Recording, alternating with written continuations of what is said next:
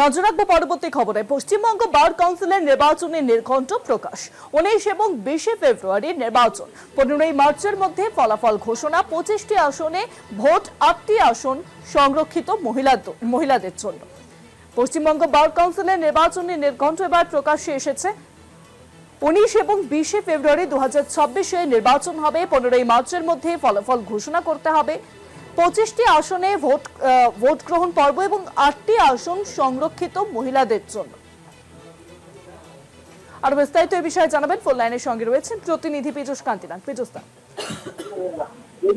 দেখো, পশ্চিমবঙ্গ বার কাউন্সিলের নির্বাচন ঘোষণা হলো।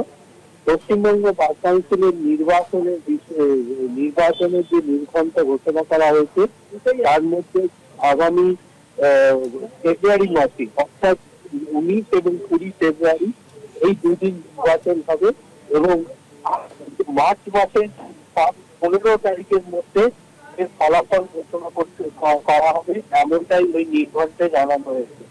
এছাড়াও বার কাউন্সিলের মোট 25টি আসন সুপ্রিম কোর্টের নির্দেশে এবারে রাজ্য পশ্চিমবঙ্গ সারা দেশের সমস্ত রাজ্যের বার কাউন্সিলের মহিলাদের জন্য সংরক্ষিত করা হয়েছে 8টি করে আসন।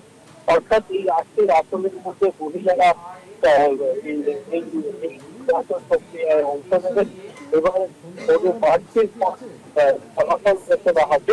এবারে যেটা মনে করা হচ্ছে, কলকাতা হাইকোর্টের পর রাজ্য বার কাউন্সিলের রাজনৈতিকভাবে যে সমস্ত উইংসের যে সমস্ত আইনজীবীরা রয়েছেন তারা অংশগ্রহণ করবেন এবং যার প্রভাব রাজনৈতিকভাবে এবার রাজ্য বার কাউন্সিলের নির্বাচনেও পড়বে। আপনি আমাদের সঙ্গে থাকুন।